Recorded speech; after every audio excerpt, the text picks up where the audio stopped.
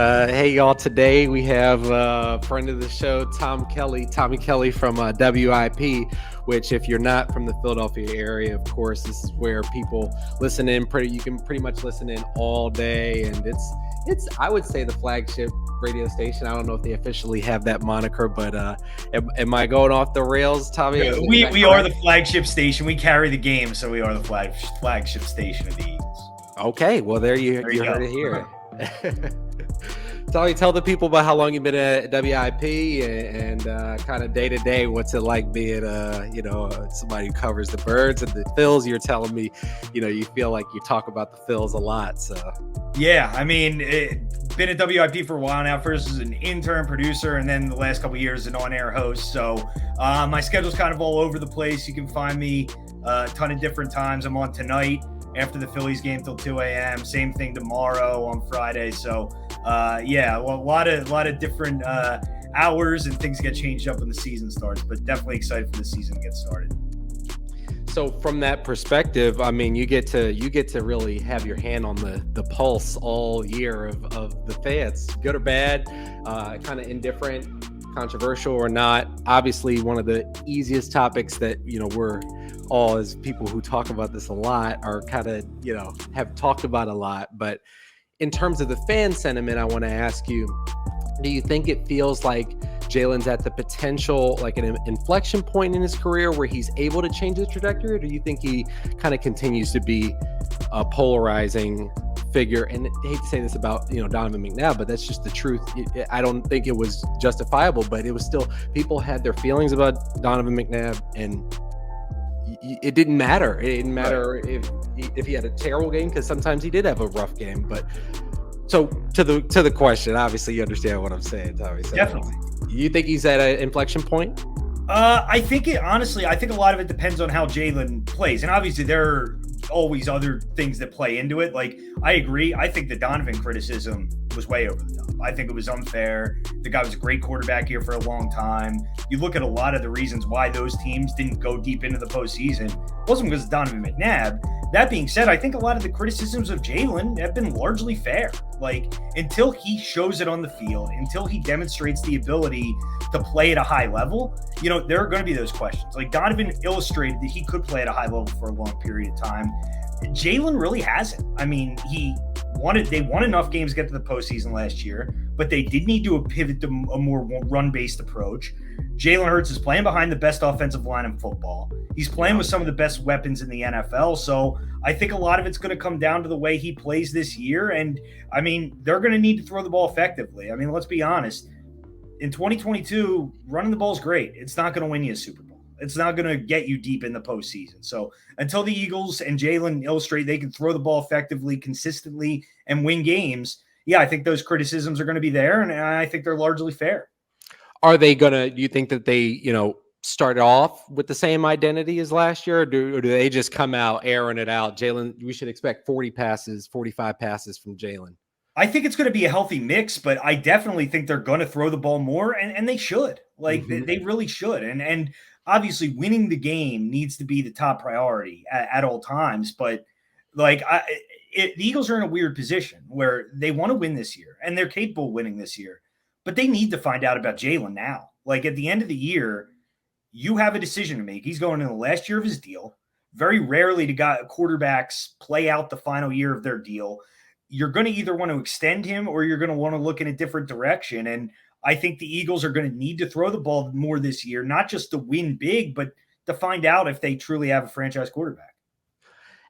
For people who love the game, just timestamp, we're getting this before the kickoff, so we're not totally peak pumped for the Birds yet on Sunday. But for people who like the game but don't understand the salary machinations, I want to make clear for the listeners that this is kind of a key point in the Birds' this iteration of the Philadelphia Eagles, because once you do have to re-up a Jalen Hurts, that's going to take away from the assets that you can spend on building a team, unless you're able to build through the draft. So they're really pushing the chips to the table with Gannon and Hurts. We're going to find out a lot about Gannon and Hurts.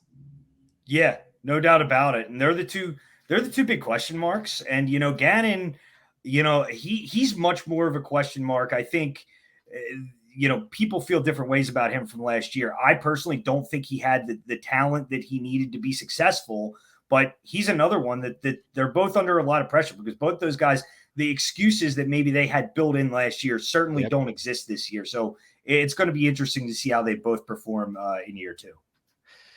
It's gonna be a ride. We all know it's gonna be interesting. So I wrote something that'll come out soon in the Liberty line about.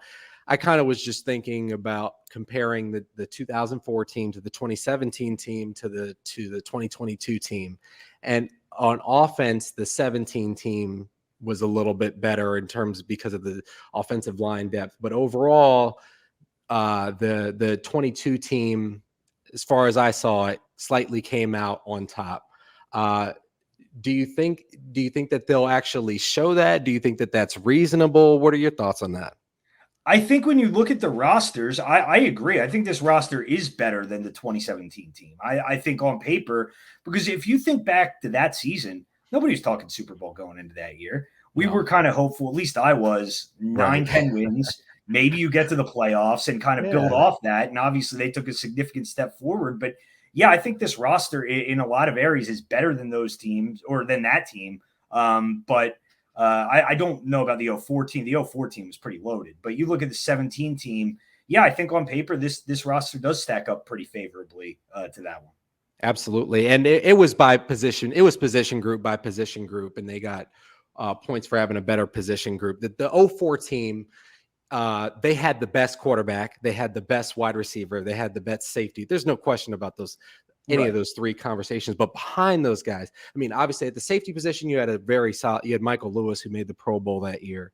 And then at backup quarterback, though, you had Koy Detmer, and I think it was Jeff Blake. So if you had to be in a Nick Foles situation, they wouldn't have been able to do that. So I had to give the edge to the 17 team. Clearly. Yeah, certainly at that position. I'd say overall that 04 team was pretty stacked. But yeah, I mean, you look at it and that's an important position. And, the Eagles have made a point to prioritize that over the course of the years. And that's important. And I think, Gardner Minshew, as far as the backup quarterback goes, is, a pretty good one. Absolutely. Yeah, I think a lot better than Koy Detmer. But yeah, absolutely. So one position, though, that the 17 team had no question as well, I believe, the running back position. That committee was really strong. I mean, what are your expectations for that group, and who do you think is the lead back out of that group for the 22 team, of course?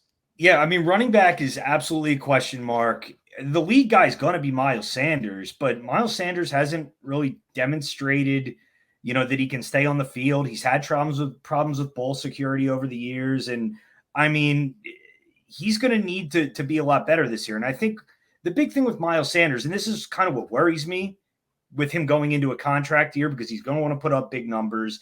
He's going to want to cash in next offseason, but he needs to take the yards that are there for him. I don't think it's necessarily a coincidence that the Eagles started running the ball more effectively in the games he was out. Some of that was circumstantial, and some of that was Nick Sirianni at that point in the season pivoting to running the ball more. But part of it, I think, is the other running backs just taking what's given to them. I think with Miles, he has the tendency to try to bounce things, to always look for the big play. And, that's obviously good for a guy who's looking to cash in on a contract. But when you have an offensive line that's this good, I think you got to trust your blocking and trust the holes that are there. And hey, if you can get 5 to 7 yards, get 5 to 7 yards. You don't need to pick up 20 on every play. So Miles will be the guy, but I do think if he struggles, I could see the Eagles mixing in some of those other guys like Boston Scott and Kenny Gainwell a little more. Yeah, I mean, there's a reason why Jordan Howard, who's out of the league, he got a lot of carries. If Miles Sanders was supposed to be the guy who was expecting maybe a payday last year, he certainly didn't show that. It's certainly a big question mark for me. Safety used to be a question mark. Not so worried about that one. Are you worried at all now about safety still with Marcus Epps and Chauncey Gardner Johnson? Are you still kind of on a wait and see, or are you excited about those guys? I feel a lot better about them now. I mean, I was down at training camp a few weeks ago working with Joe DeCamara, and we had Marcus Epps on the show. And Marcus Epps, is a guy they're really excited about. The Eagles have made no secret about that. And, he seems like a guy who's really worked to get to this moment, seems prepared. Obviously, he's learned over the last couple of years from guys like Rodney McLeod and Malcolm Jenkins, and that's kind of invaluable experience. He mentioned Anthony Harris as well as a guy who really helped him a lot. And Gardner Johnson, it's going to be interesting because he wasn't really a safety in New Orleans. He played a lot more of the slot corner position. It's dime. I'm sure that'll be a bit of an adjustment, but based on pure talent, I think they're pretty good in the secondary, and I'm excited about what those guys are going to do, especially when you look at obviously Slay, Bradbury, and Avonte Maddox is, I think, a really good nickel corner as well. So yeah, I think they have a lot of talent back there. It's just a matter of slotting everybody into their roles and figuring out the chemistry. I'm excited about the defense. I so kind of got carried away this season. I did 6 fantasy leagues, and I think I got the Eagles defense at like 5 of the 6 because I could get it really late, and I just felt really comfortable. I feel like there are gonna be a lot of splash plays. Steve Nelson was fine and serviceable, more than serviceable. I don't want to disrespect Steve Nelson at all last year, but it's a significant upgrade with James Bradbury, and so they're going to be forced to. Teams are going to at some point. This team, I think, will get leads on people, and you're going to be forced to throw the ball against 3 pretty solid corners. So I'm pretty pumped about the defense. Yeah, and I mean, they're another guy I'm really excited about on that defense is Hassan Reddick. Like, they need somebody who can get after the passer, and it's a guy. 2 different teams, double-digit sacks each of the last 2 years. You need to be able to get after the passer. I think he's going to help a lot. I mean, just in terms of pure leadership, getting Brandon Graham back is massive. I mean, there's no more respected figure on that defense, and then. I mean, Jordan Davis in the middle, I think he's going to have an effect on everybody. Like, obviously, he's a heck of a player in his own right, but like, I feel like the thing we haven't discussed enough with his impact is that's going to keep Fletcher Cox a lot fresher. It's going to keep Javon Hargrave a lot fresher. Like, those guys won't have to play high amounts of snaps, especially early on in the year. And I think that's going to benefit the whole defense as the season wears on. So in terms of the offense, who do you think is going to lead the team in receiving touchdowns? Receiving touchdowns, that's an interesting one. I'll go with Devontae Smith. And I think Devontae Smith is about to have a massive year. Ooh. I mean, I think he was tremendous last season. I think some of Jalen's struggles, some of the offense's struggles, and some of the play calling aspects kind of worked against him last year. But I am extremely excited for Devontae Smith. Like, I think he's going to have a breakout year, and AJ Brown is going to have a big year in his own right. But I think the things he's going to open up for those other guys like Goddard and Devontae Smith is going to be really fun to watch. So if I was making a guess at this point or placing a bet, I'd probably go with Devontae. Wow, I would love to see that. That would be really impressive. I think he'll have a great year. I think Devontae has a chance to lead the team probably in receiving yards. But I think it's going to be Dallas Goedert who leads the team in touchdowns. I think Dallas Goedert is about to go off.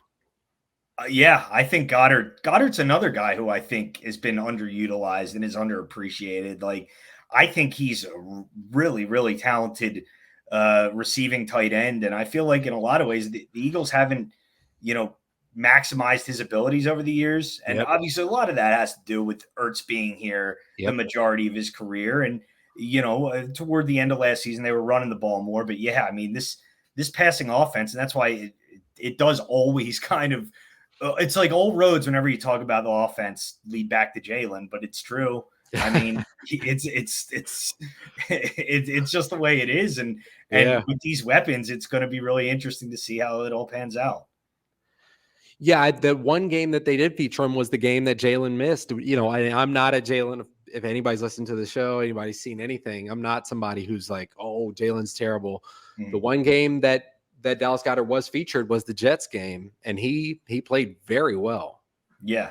Yeah. And I mean, they're going to need to use the middle of the field more this year and spread the ball around. I just think for defenses, it's going to be really difficult to defend all these guys. Like, even, a guy like Zach Pascal, who's your fourth wide receiver, he's a quality NFL wide receiver. And that's something the Eagles have struggled to find. They've had a lot of guys on their roster, not naming any names over the last few years, that just aren't NFL quality receivers. And to go that deep and have that many guys who you can rely on to at least run good routes and catch the ball, that's pretty important. Certainly. I don't want to I'm excited about Zach Pascal too. He's one of my top couple guys I'm going to be watching, like really intrigued to see what he can bring to the team. I want to see it first, but everything I've seen in terms of from the past and seeing him before on the Colts with, in the red zone, I think he'll be a really effective red zone option for the team. So, Jason Peters to the Cowboys. So do you think that, and I obviously pause as I say that because it's just, it shocks anybody who likes the team. Of course, he's a, the Eagles had every possibility to sign him for a contract this year and they didn't do it. Do you think that's going to, Jason Peters to the Cowboys, going to hurt more emotionally just for the Eagles fans or for potentially in real live football playing well? Look, I kind of, I hate to say this because I do like Jason Peters a lot. And I think he's an Eagles legend. He'll be in the Eagles Hall of Fame. Jersey retired. I think that's in the conversation. Yes. But I think Jason Peters is done. Like, I don't think he has anything left. And honestly, I think this is a good thing for the Eagles. Like, the fact that they get to go up against them a couple times a year and they, he's the Cowboys starting left tackle. I just don't think he has anything left. He was pretty bad here in 2020, which is the last year he's in Philadelphia. So yeah, I am not worried about Jason Peters going to the Cowboys. If anything, I think it's good news for the Eagles. That was my initial reaction. And I think everything else since has just been the thought of, it will feel bad. It will sincerely feel slightly bad for a second. Like Kaiser White, blows by him. Hassan Reddick blows by him. Bull rushes him and sacks Dak Prescott. I'm looking at him excited. Jason Peters laying on the field or something. It'd just be awful. Yeah, I just think he's one of those guys. And hey, I mean, if you can come back and get paid by somebody and make money, you do it. Like, I think the idea of Eagles fans being upset with Jason Peters for signing the Cowboys is ridiculous. Like, right. If that's the option he has, then that's the option he has. But, I also think Jason Peters, from a playing standpoint, I do think his best days are behind him. Okay. There's just like a little bit of me that's like, he might have something left. The guy's a Hall of Famer. He might have like a good game or two. Maybe like his best game of the year is against the Birds and they pull out a win. We'll see. I'm sure he'll be motivated for it. I mean, there's no doubt about that. But the Eagles, hey, they have a lot of tape on them too, and I think they will attack them in those games. So it'll be interesting to see for sure. Who are you? So it doesn't sound like you're too concerned about Jason Peters at the moment. What about the Lions? Who from the Lions do you think is like the Birds need to be on the lookout to see if to make sure that this person doesn't go off or this facet of their game? I would say Amon-Ra St. Brown, their receiver, is a guy to watch. He's a talented receiver, can do some things. Obviously, DeAndre Swift, the local kid, is a running back who's got some talent. But overall, I'm not really concerned about this game at all. Like, I know that's something that people have been talking about over the last couple of weeks, and the Lions and Hard Knocks and whether they're a team to fear. I just don't see it. And then you look at the injury report come out, they're down offensive linemen. I think they're down 2 or 3 of their starters going into the game this week. That's not what you want when you're going up against this Eagle front, is to be down offensive linemen. So, I mean, I think the Eagles, I wouldn't be surprised to see them come out and struggle early on a little bit, maybe offensively, but overall, I think the Eagles win this game, and I think they win it somewhat convincingly. I think they win this game by either a touchdown or 10 points. By a touchdown? Yeah, by a touchdown or 10, at least the touchdown. I could see them struggle a little bit early, but I don't feel like it's going to be a game where we're really coming down to the end and biting our nails and thinking they're going to lose it. My prediction is 29-22 Birds. Okay, I like that. I might go a little lower with the scoring. Like I was thinking more like 27-17, 27-20, something like that, but right around that same area. Okay. Like not really, a thrashing, but convincing. They clearly win. Yeah. Okay. I think they'll cover the 3.5 point spread. I'm pretty confident in that. It's at 3. Okay. Yeah. So how many wins for the Birds this year? I think that in the end, I think they go 11-6, and I think they win the division. Yes. And I think they win a playoff game. That's kind of where I'm at with them right now. Is same. They win 11, win the division. You win a playoff game. I think they're clearly the best team in the division. The schedule's pretty easy, but this is where it does come down to the offense of Jalen Hurts, because if they are better offensively, and because I think they could struggle a little bit offensively, but if they really throw the ball effectively, I think they could win 12 or 13 games. I do see that kind of upside if Jalen takes that step forward. So that's where I'm at with them right now. But I think 11-6 is a baseline. Anything less than 10 wins, and I would be very, very disappointed. Oh yeah, absolutely. Absolutely. 9 wins, and I'm really scratching my head and more. So Tommy, tell the people where we can follow along, and definitely where and when we can listen to you. Yeah, you can follow me on Twitter at TommyKelly44. Always tweet out when I'm on the radio. I'll be on tonight or Thursday night till 2 a.m., Friday night till 2 a.m., and then at various times next week. So I always tweet out when I'm on, and appreciate you having me on. Absolutely, Tommy. See you soon. Take care. Thanks, man. Appreciate it.